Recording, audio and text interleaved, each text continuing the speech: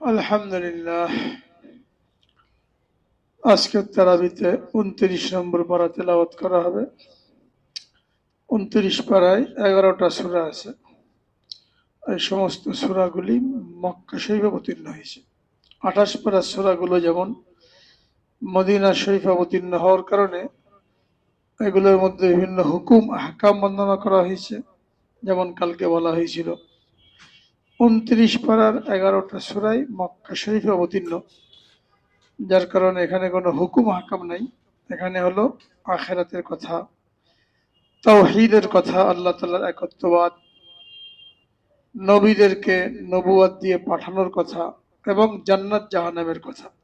মক্কা শরীফে যেহেতু কোনো হুকুম হাকাম নাজিল হয় নাই, মানুষের ঈমান তৈরি করা হচ্ছিল, ওই জন্য মক্কা শরীফ অবতীর্ণ সূরাগুলোর মধ্যে তিনটা জিনিস, তাওহীদ, রিসালাত, আখিরাত, এই তিন জিনিসের আলোচনা বেশি বেশি হয়েছে। অর্থাৎ আল্লাহ তাআলার একত্ববাদকে প্রমাণিত করা হয়েছে। যেহেতু কাফেররা বহুত্ববাদে বিশ্বাসী ছিল, 360টা মূর্তির পূজা করত, এই জন্য তাদের অন্তর থেকে মূর্তির মহব্বত, বহু ঈশ্বরের মহব্বত বের করে এক আল্লাহর মহব্বত, একত্ববাদের ইয়াকিন অন্তরের মধ্যে পয়দা করা দরকার ছিল। এই জন্য সূরাগুলোর মধ্যে তাওহীদের কথা বারবার আলোচনা হয়েছে। রিসালাতের কথা অর্থাৎ আল্লাহ রাব্বুল আলামিন মানুষদের মধ্যে থেকে কিছু বান্দাকে মনোনীত করেছিলেন বান্দাদের নিকট তার পেগাম পৌঁছানোর জন্য, যাদেরকে নবী বলা হয়। তো কাফেররা এটা বিশ্বাস করতো না। তারা বলতো আমাদের মতনই একজন মানুষ যে খায় পরে বাজারে যায়, সে আবার কেমনে নবী হয়, এদের বুঝে আসতো না। এই জন্য বারবার মুজিজা দিয়ে বিভিন্ন রকমের কুদরতের নমুনা দেখিয়ে নবীদের নবুয়তকে প্রমাণ করা হয়েছে, এটাকে রিসালাত বলা হয়। আর আখিরাত অর্থাৎ আখিরাত হক, আল্লাহর সামনে দাঁড়াতে হবে, জান্নাত জাহান্নাম হক, যার যার কর্ম অনুযায়ী জান্নাত কিংবা জাহান্নামের অধিকারী হবে, এটাকে তুলে ধরা হয়েছে। 29 পারার মধ্যে যে 11টা সূরা, এই প্রত্যেকটা সূরার মধ্যে আল্লাহ পাকের একত্ববাদকে প্রমাণ করার জন্য, তার কুদরতের কথা, আসমান জমিনের সৃষ্টির কথা, জান্নাত জাহান্নামের কথা তুলে ধরা হয়েছে। সূরা মুলক, তাবারাকাল্লাযী বিয়াদিহিল মুলক ওয়া হুয়া আলা কুল্লি শাইইন কাদির, অত্যন্ত গুরুত্বপূর্ণ সূরা। এই সূরার একটা নাম হলো সূরাতুল মুনজিয়া। সূরা মুলক এর একটা নাম হলো সূরাতুল মুনজিয়া, অর্থাৎ নাজাত দেনেওয়ালা সূরা। যে ব্যক্তি নিয়মিত এই সূরা রাতের বেলা তেলাওয়াত করবে, আল্লাহ রাব্বুল আলামিন তাকে কবর আযাব থেকে নাজাত দান করবেন। তো নাজাত দেবে কবর আযাব থেকে, যেন মুনজিয়া বলা হয়। এটার আমল করা মাগরিব থেকে নিয়ে ঘুমানো পর্যন্ত যে কোনো সময় আদায় করলে এই সওয়াবটা পাওয়া যাবে। অত্যন্ত গুরুত্ব দেওয়া হয়েছে এই সূরা আদায় করার জন্য। শুরুতে আল্লাহ রাব্বুল আলামিন তার কুদরতের কথা তুলে ধরে তার একত্ববাদের দিকে ইশারা করেছেন। এই যে আসমান জমিন তিনি সৃষ্টি করেছেন, মানুষ আমার একটা ঘর তৈরি করলে সেখানেও কোনো না কোনো খুঁত থাকে। আল্লাহ রাব্বুল আলামিন বিশাল আসমান তৈরি করেছেন। মা তারা ফি খালকির রহমানি মিন তাফাউত। আল্লাহ রাব্বুল আলামিন বলেন, তুমি আল্লাহর এই সৃষ্টির মধ্যে কোনো খুঁত দেখতে পারবে না। আসমানের দিকে তাকাও, ফারজিল বাসারা কাররাতাইনি ইয়ানকালিব ইলাইকাল বাসারু খাসিয়া ওয়া হুয়া হাসির। বারবার তাকাও, তোমার দৃষ্টি ব্যর্থ হয়ে ফিরে আসবে, কোনো খুঁত খুঁজে পাবে না। আসমানের দিকে দেখো, জমিনের দিকে দেখো, আল্লাহ তাআলার অন্যান্য মাখলুকের দিকে দেখো। এগুলোর পরেও যদি আল্লাহকে বিশ্বাস না করো, আল্লাহর উপরে ঈমান না আনো, তাহলে তোমাদের জন্য জাহান্নাম অবধারিত। এই জাহান্নামের আযাবের কথা বলতে যে আল্লাহ রাব্বুল আলামিন বলেন, ইযা উলকু ফিহা সামিউ লাহা তাগাইয়ুজাও ওয়া জাফির। যখন সেখানে কাউকে নিক্ষেপ করা হবে, জাহান্নামীদের চিৎকার চেঁচামেচি এইগুলো শুনতে পাবে। জাহান্নাম তর্জন গর্জন করতে থাকবে এবং তাদেরকে জিজ্ঞেস করা হবে, কেন তোমরা জাহান্নামী হলে? লাম ইয়াতিকুম নাযির, তোমাদের নিকট কি কোনো ভীতি প্রদর্শনকারী আসে নাই? তারা বলবে, আসছিল, কিন্তু আমাদের দুর্ভাগ্য যে আমরা ঈমান আনতে পারি নাই। এইভাবে মানুষ সেদিন নিজেদের অপরাধ স্বীকার করবে, কিন্তু এর দ্বারা কোনো ফায়দা হবে না। এরপর আল্লাহ রাব্বুল আলামিন জমিনকে কিভাবে মানুষের চলাচলের উপযোগী করে দিয়েছেন, চাষবাস করার উপযোগী করে দিয়েছেন, এটাকে তুলে ধরেছেন। পানি মাটির নিচে থাকে, সেই পানিকে কত সহজে আল্লাহ তাআলা মানুষের কাছে পৌঁছে দিয়েছেন, এটা চিন্তা করা দরকার। আল্লাহ রাব্বুল আলামিন বলেন, কুল আরাইতুম ইন আসবাহা মাউকুম গাওরান ফামান ইয়াতিকুম বিমাইন মাইন। তোমরা কি কখনো চিন্তা করে দেখেছো যে পানির স্তর যদি নিচে নেমে যায়, শত শত ফুট পাইপ দিয়েও যদি পানি না পাওয়া যায়, তাহলে মাটিতে নিচে থেকে সুপেয় পানি কে তুলতে পারে? আল্লাহ তাআলা ব্যবস্থা করে দিয়েছেন, সামান্য খুললে পানি পাওয়া যায়। বালি কাদা এগুলো মিশ্রিত পানি, কিন্তু যখন সেটা মেশিনের মাধ্যমে উঠে আসে, না তো কোনো বালি থাকে, না তো কোনো কাদা থাকে, একেবারে ফ্রেশ পানি। চিন্তা করো, চিন্তা করলে আল্লাহ তাআলার কুদরত এটা তোমরা বুঝতে পারবে এবং তার সামনে তোমাদের মাথা নত হয়ে যাবে।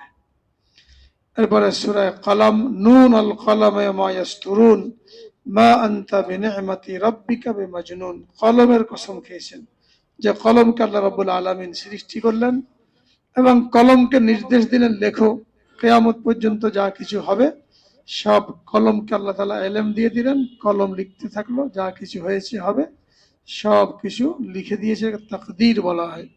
এই অনুযায়ী সমস্ত মাখলুকের ভাগ্য নির্ধারণ হবে।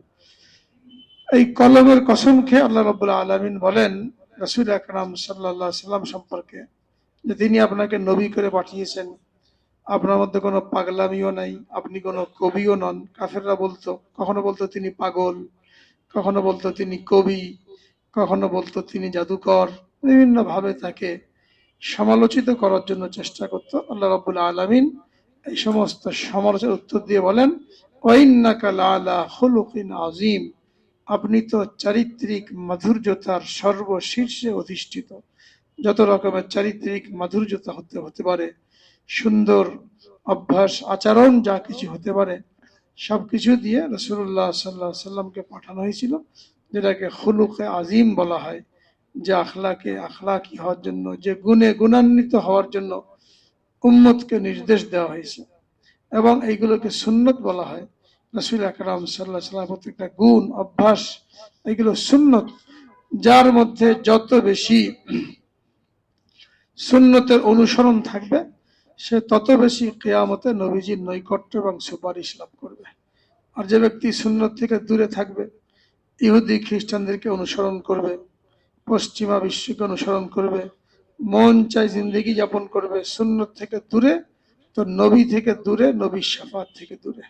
ওই জন্য দুনিয়াতে প্রত্যেকটা কাজ করার আগে চিন্তা করা দরকার, আমি যে কাজটা করছি, এটা পোশাক পরলাম, আমার নবীর পোশাকের সাথে মেলে কিনা, চুল রাখলাম, এই চুলটা নবীর চুলের সাথে মেলে কিনা, দাড়ি রাখলাম, এটা নবীর সাথে মেলে কিনা, গোপ রাখলাম, এটা নবীর সাথে মেলে কিনা। প্রত্যেকটা জিনিস, শুধু নামাজের মধ্যে সুন্নত না, মসজিদের মধ্যে সুন্নত না, ব্যক্তিগত জীবনে প্রত্যেকটা কাজ তালাশ করে করে নবীর তরিকা মতে। এমন কোন দিক নাই, এমন কোন কাজ নাই যেখানে নবীর তরিকা পাওয়া যাবে না। কেউ বলতে পারবে না যে এই কাজের মধ্যে নবীর কি তরিকা দেখান। ইসলাম এখানেই পরিপূর্ণ, প্রত্যেকটা কাজের মধ্যে নবীর তরিকা রয়েছে। এই তরিকা মতন চলার মধ্যেই কামিয়াবি, এটাকে বলা হয় খুলুকে আজিম, উত্তম চরিত্র। এই উত্তম চরিত্রে যে যত বেশি অধিষ্ঠিত হবে সে তত বেশি আশিকে রসুল বলে গণ্য হবে। এই সুন্নতের অনুসরণ না করে, রসুলের আচার আচরণের অনুসরণ না করে কোনো ব্যক্তি আশিকে রসুল হতে পারে না। অনেক লোকে নিজেদেরকে আশিকে রসুল নাম দেয়, নামাজ নাই, কালাম নাই, দাড়ি নাই, টুপি নাই, হ্যাঁ, এরা আশিকে রসুল হয়ে যায়। এগুলো হাস্যকর কথা এবং ভিত্তিহীন দাবি। সে যে যত বেশি সুন্নতের অনুসরণকারী সে তত বেশি আশিকে রসুল। এটা ফাঁকা বলি না, মুখের দাবি করার জিনিস না। তো সূরার মধ্যে শুরুতে আল্লাহ রাব্বুল আলামিন কয়েকটা জিনিসের কসম খেয়ে কাফেররা নবী সম্পর্কে যে আলোচনা করত ওটাকে খণ্ডন করেছেন এবং নবীর সম্পর্কে সার্টিফিকেট দিয়েছেন যে আপনাকে সবচেয়ে উত্তম গুণে গুণান্বিত করে পাঠানো হয়েছে, এবং যে এই গুণগুলো অনুসরণ করবে সে তত বেশি আপনার নৈকট্য লাভ করবে। কিয়ামতের দিন মানুষকে সেজদা করার জন্য বলা হবে, রুকু করার জন্য বলা হবে। যখন মানুষকে দুই ভাগে ভাগ করা হবে, তো যারা বদকার জাহান্নামী তারাও চাইবে মুসলমানের কাতারে সামিল হওয়ার জন্য, তখন সকলকে বলা হবে রুকু করার জন্য। যারা দুনিয়াতে নিয়মিত নামাজ পড়েছে, রুকু সিজদা করেছে, তারা তো রুকু করবে, সিজদা করবে, পরীক্ষা হয়ে যাবে। আর যারা নামাজ কালাম করে নাই, এরা রুকু করতে চাইবে মুমিনদের দেখা দেখি, কিন্তু এদের পিঠ কাঠের মতন শক্ত হয়ে যাবে, তারা রুকু করতে পারবে না, সিজদা করতে পারবে না। এটা ওই সূরার মধ্যে সতর্ক করা হয়েছে। যেখানে মন চাইলো আর রুকুতে চলে গেলাম, সিজদায় চলে গেলাম, এটা হবে না যদি কিনা দুনিয়াতে সে নামাজের অভ্যস্ত না হয়ে থাকে আর নামাজের মাধ্যমে রুকু সিজদার অভ্যস্ত না হয়ে থাকে। এরপরে সূরা হাক্কা, আল হাক্কাতু মাল হাক্কা ওমা আদরাকা মাল হাক্কা। হাক্কা মানে কিয়ামত, কিয়ামত কায়েম হবে, অবশ্যই কায়েম হবে। কওমে আদ, কওমে সামুদ, তারা এই কিয়ামতকে অস্বীকার করেছিল এবং দুনিয়াতে মন চায় জিন্দেগি যাপন করেছিল, নবীর দাওয়াতকে প্রত্যাখ্যান করেছিল। তাদেরকে আল্লাহ রাব্বুল আলামিন কিভাবে পাকড়াও করেছিলেন এখানে তুলে ধরেছেন। কাযাবা সামুদ ওয়া আদুম বিল কারিয়াহ, তারা কিয়ামতকে অস্বীকার করেছিল, তাদেরকে আল্লাহ রাব্বুল আলামিন পাকড়াও করলেন। কওমে সামুদের উপরে আযাব আসলো, কওমে আদের উপরে আযাব আসলো। সাবআ লায়ালি ওয়া সামানিয়াতা আইয়াম হুসুমান ফাতারাল কওমা ফিহা সারআ কান্নাহুম আজাজু নাখলিন খাওয়িয়া। 7 রাত 8 দিন একটানা ঘূর্ণিঝড় চলল। তারা পাহাড়ের মধ্যে গর্ত করে, ঘর করে সেখানে অবস্থান করত, যে ভূমিকম্পেও কোনো ক্ষতি হবে না। কিন্তু ঘূর্ণি বাতাস ওই পাহাড়ের গুহার মধ্যে ঢুকে এই লোকগুলোকে বের করে নিয়ে আসলো, আর শূন্যের মধ্যে এরকম ঘোরাতে ঘোরাতে জমিনের মধ্যে আছাড় মেরে ফেললো। এরপরে সকলে যখন মরে সাফ হয়ে গেল, 7 রাত 8 দিন পরে ঝড় থামলো। ঝড় থামার পরে কি অবস্থা, ওটাকে আল্লাহ রাব্বুল আলামিন তুলে ধরেছেন। কান্নাহুম আজাজু নাখলিন খাবিয়া, খেজুরের বাগানে খেজুরের গাছগুলি লম্বা লম্বা, যদি কেটে লাইন ধরে ফেলে রাখা হয় মাইলকে মাইল, কেমন দেখা যাবে, হাজার হাজার খেজুর গাছ পড়ে রয়েছে। ওই লোকগুলো এরকম লম্বা ছিল, 60 হাত লম্বা, লম্বা লম্বা মানুষ, এরা সব জমিনের মধ্যে পড়েছিল। এইভাবে সবচেয়ে শক্তিশালী জাতি পৃথিবীর বুকে কওমে আদ, যারা পাহাড় কেটে ঘর তৈরি করতো, এদেরকে আল্লাহ রাব্বুল আলামিন সামান্য এক বাতাস দিয়ে ধ্বংস করে দিয়েছেন। এটাকে উল্লেখ করেছেন কেন, যাতে করে কিয়ামত পর্যন্ত আনেওয়ালা মানুষ নাফরমানি থেকে বাঁচছে, যে আমাদের কি শক্তি, আমাদের সাথে শক্তিশালী মানুষ স্বাস্থ্যে, সুস্থতায়, লম্বায়, উচ্চতায় এবং বিদ্যাগতভাবে তারাও বাঁচতে পারে নাই আল্লাহর নাফরমানি করে। তাদের তুলনায় আমরা চুনোপুটি কিছুই না। আল্লাহর পাকড়াও আসলে বাঁচার কোনো উপায় নাই। বারবার আল্লাহ রাব্বুল আলামিন উল্লেখ করে সতর্ক করেছেন। এরপরে সূরা মাআরিজ এখানে উল্লেখ করেছেন। এরপরে সূরা নূহ মধ্যে উল্লেখ করেছেন কওমে নূহ, যেখানে নূহ আলাইহিস সালাম 950 বছর পর্যন্ত দাওয়াত দিয়েছিলেন, মাত্র 72 জন লোক ইসলাম গ্রহণ করেছিল। তাদেরকে পানি দিয়ে ধ্বংস করেছেন, এদেরকে বাতাস দিয়ে ধ্বংস করলেন, এদেরকে পানি দিয়ে ধ্বংস করলেন। সবই আল্লাহর মাখলুক, আল্লাহর হুকুম মতন চলে। আল্লাহ তাআলা হুকুম দিলে মানুষের উপকার করে, আল্লাহর হুকুম হলে আবার এরাই মানুষকে পাকড়াও করে। মানুষের ইচ্ছা মতন একে কাজে লাগানোর কোনো ক্ষমতা নাই। তো এই সূরাগুলির মধ্যে আগের যুগের কওমের কথা বলা হয়েছে। এবারে সূরা জিন, হুলুহিয়া ইলাইয়া আন্নাহু ইসতামাআ নাফারুম মিনাল জিন।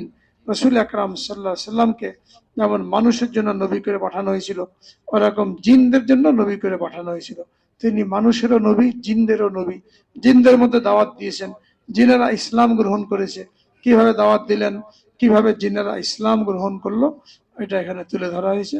এরপরে সূরা মুজাম্মিল এবং সূরা মুদ্দাসির, এই 2 সূরার মধ্যে রাসূল আকরাম সাল্লাল্লাহু আলাইহি সাল্লামকে সম্বোধন করে নামাজের পাবন্দি করার জন্য বলা হয়েছে। এবং মক্কার কাফের, তাদের যারা নেতা ছিল ওয়ালিদ, সাইবা, মুগীরা, এদেরকে পাকড়াও করা হয়েছিল। এই ঘটনা এখানে তুলে ধরা হয়েছে। এরপরে সূরা কিয়ামা, লা উকসিমু বিয়াউমিল কিয়ামাতি ওয়া লা উকসিমু বিন নাফসিল লাওয়ামা, কিয়ামত সংগঠিত হবে এবং সেখানে মানুষকে আল্লাহর সামনে দাঁড়াতে হবে। মানুষের এই মাটিতে মিশে যাওয়া হাড্ডি, অস্থি, চর্ম, এগুলোকে আবার পুনর্বিন্যাস করে আল্লাহ পাকের সামনে দণ্ডায়মান করা হবে, এটা উল্লেখ করেছেন। এবং মানুষ যখন মৃত্যু মুখে পতিত হয় তখন তার কি অসহায় অবস্থা দাঁড়ায়, লোকজন যারা পাশে বসে থাকে এদের কি অবস্থা হয়, এটা তুলে ধরে মানুষের অসহায়ত্ব বর্ণনা করে মানুষকে সতর্ক করা হয়েছে। এরপরে সূরা দাহার, হাল আতা আলাল ইনসানি হিনুম মিনাদ দাহরি লাম ইয়াকুন শাইয়াম মাযকুরা। মানুষ সম্পর্কে আল্লাহ রাব্বুল আলামিন বলেন, একটা সময় এমন ছিল তোমাকে কেউ চিনতো না, জানতো না, তোমার কোনো অস্তিত্বই ছিল না।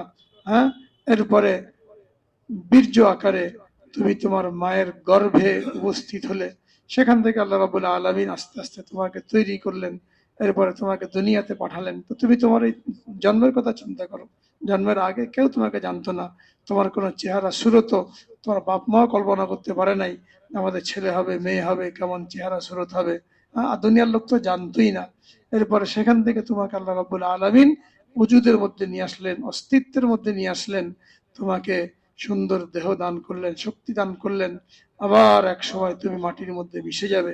এটা বারবার চিন্তা করতে বলা হয়। মানুষ যখন নিজের সূচনা, নিজের সমাপ্তি, নিজের উত্থান এগুলোকে চিন্তা করে, তখন সে গর্ব করতে পারে না, অহংকার করতে পারে না, আরো যেন মাথায় লাঠি মারতে পারে না, মানুষের হক নষ্ট করতে পারে না, যে আমার কি দাম, কে আমাকে চেনে, আমার কিসের বাহাদুরি, এক ফোঁটা নাপাক পানি দিয়ে তৈরি করা হয়েছে। এটা আল্লাহ রাব্বুল আলামিন উল্লেখ করে সতর্ক করেছেন এবং জান্নাতের নিয়ামতের কথা উল্লেখ করেছেন। আর সর্বশেষ সূরা মুরসালাতের মধ্যেও আল্লাহ রাব্বুল আলামিন এক ফোঁটা নাপাক পানি দিয়ে মানুষকে কি করে তৈরি করেছেন এটা উল্লেখ করে, সুম্মা জাআলনাহু নুতফাতান ফি করারিম মাকিন। এক ফোঁটা নাপাক পানিকে আমি একটা সুরক্ষিত স্থানে রক্ষণ করলাম এবং 4 মাসের আবর্তনে মানুষ এই এক ফোঁটা নাপাক পানি দিয়ে তৈরি হলো, এরপরে দুনিয়াতে আসলো, এরপর আবার এই মাটির মধ্যে তাকে মিশে যেতে হবে। যারা নাফরমানি করবে তাদের জাহান্নামে কি শাস্তি, এবং যারা আল্লাহকে মেনে চলবে, ইন্নাল মুত্তাকিনা ফি যিলালি ওয়া উয়ুন ওয়া ফাওয়াকিহা মিম্মা ইয়াশতাহুন। যারা মুত্তাকিন তারা জান্নাতের ছায়ার মধ্যে থাকবে, ফলের গাছের নিচে থাকবে, নহরের কিনারায় থাকবে এবং সেখানে বিভিন্ন নিয়ামত ভক্ষণ করতে থাকবে। তো মুমিন ব্যক্তির জন্য জান্নাতের নিয়ামতের কথা উল্লেখ করে সূরা মুরসালাত শেষ করার মাধ্যমে 29 পারা শেষ হয়েছে। আল্লাহ পাক সকলকে মুত্তাকিনদের কাতারে শামিল হওয়ার তৌফিক দান করেন।